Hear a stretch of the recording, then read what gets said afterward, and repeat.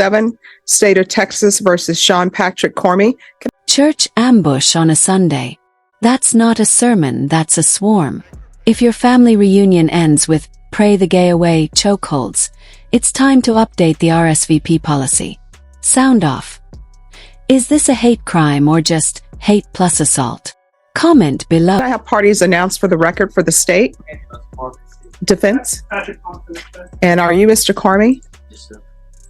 All right, Mr. Cormie, before your attorney showed up this morning, you informed the court that you just wanted to be done with this and sign for any. Did you that there are consequences for signing for anything? You understand? All right. You've already been sworn in? Can you state your name for the record?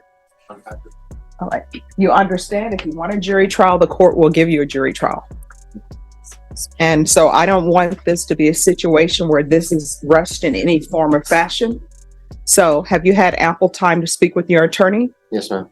And considering all the consequences of entering a plea in this case, do you still wish to go forward? Yes, ma'am. And you understand that there are other consequences other than, so now this is a misdemeanor. So this is all that I'm facing. There are consequences as far as perhaps job opportunities and other collateral consequences from entering into a plea. You understand that? Yes, ma'am.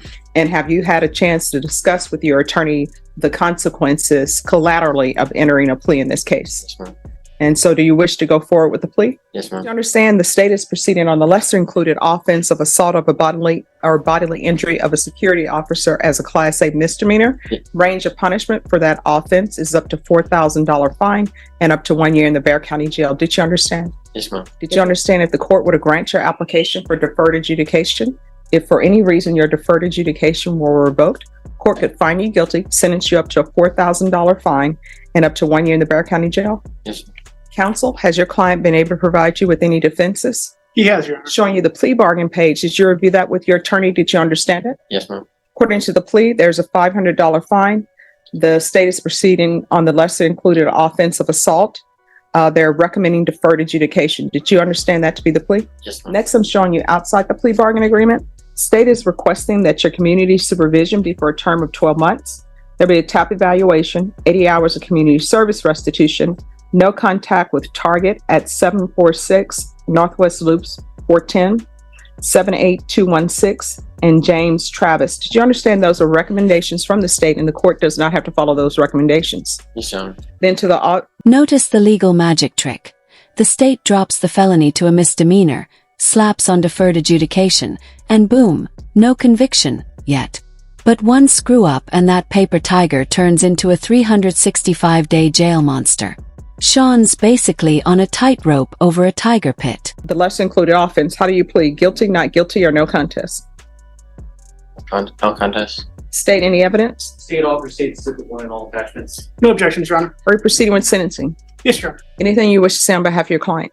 Your Honor, I would just say that at some point, my client doesn't necessarily want to move quite yet. He's working with his mother who works in Oklahoma. He does have some intention of moving back to Oklahoma to do some inpatient treatment facility with his mother. At some point, Your Honor, we may approach about getting the probation transferred, but other than that, nothing further. All right. So why is he not wishing to go to Oklahoma now? Why not? I'm good. I'm all good here. I want to stay here. So, it's been a conversation that we've been having with his parents. His father lives in San Antonio. His mother lives in... Tattoo origin story. Slam crystal, slam pavement, slam ink. Pro tip. If your neck shouts, Texas louder than your ID, the judge will quiz you. Also, never let meth pick your marketing campaign. Oklahoma. And they don't have everything set up for him to go there yet. So he was wanting to stay here until things get set up in Oklahoma. They don't know exactly how long that's going to take. Okay. Are you originally from Oklahoma? From California. All right. What's up with this Texas neck tattoo? You want to know the full story? Or? Oh, yeah. My first line, crystal meth, I went down by Cavaliers. I went down the hill and I slammed my head on the pavement, started crying, was bleeding. And then I went to go get the tattoo Texas on the side of my neck. It's pretty stupid. So you were I was high. Oh, okay.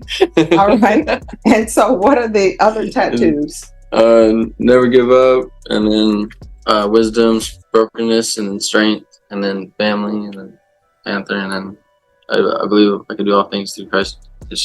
Okay. So how often are you using crystal meth?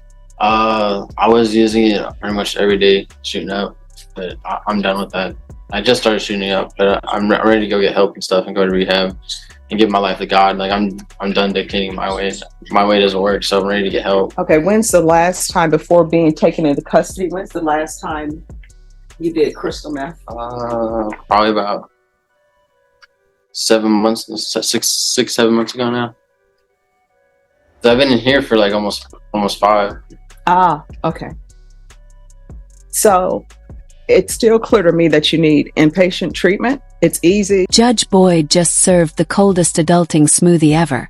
You're 27, time to fly, birdie. Translation: Mom Dad Airlines is bankrupt. Who else felt that parental gut punch through the screen? Well, I don't want to say easy. It's less difficult to get clean at the Bexar County Jail and focus and see where you're going wrong than in the free world. Lifetime recovery would probably accept him. The only issue, Your Honor, with staying in San Antonio, I've spoken to his father at length. Well, no, he's not going to Oklahoma. Where would he be going? I don't remember the treatment facility over there, but I do know that his father doesn't want to help him over here. Even with drug court, he didn't really want to participate. His father didn't want him to. No, I mean, how old are you? 27. All right, he's 27. He doesn't need his father to participate. You can go from here into lifetime recovery. Then after he completes their inpatient there, they actually have a sober living facility they could probably place him at so he could get on his feet. I mean, you're 27. It's really past time for you to be dependent on your parents, to live with them, and for them to get you employment and for them to do all of that. It's time for you to start doing that. I understand that sometimes children fall on hard times because my mom said, honestly, when you have children, they never really grow up. They constantly know they have their safety net, and their safety net is I can go to my parents' house and grocery shop. I don't have a place to stay. My parents going to let me stay, but it'll probably be best for you not to do that.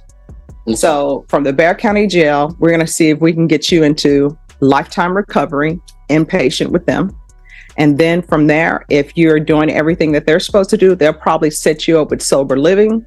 And usually with their sober living, they will have you there for at least 6 months and make sure that you're earning money, setting money aside, so then they can have you like a bird and you can fly and leave the nest.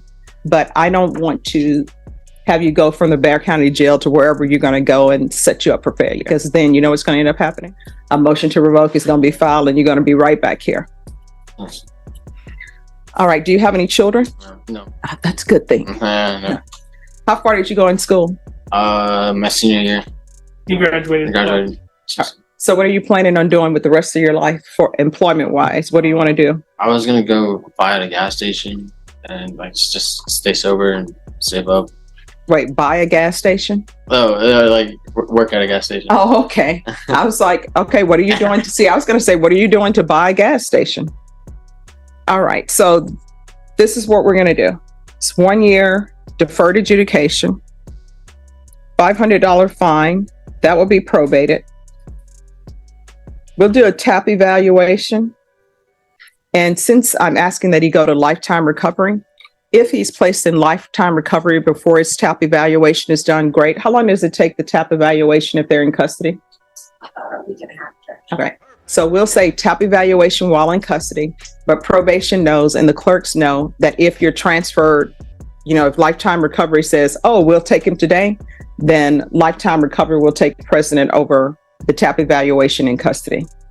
And then we'll do regular reporting by Zoom or in person. The UA hotline, proof of employment within 45 days of release, no employment as a home health care provider or with minors, 80 hours of community service restitution.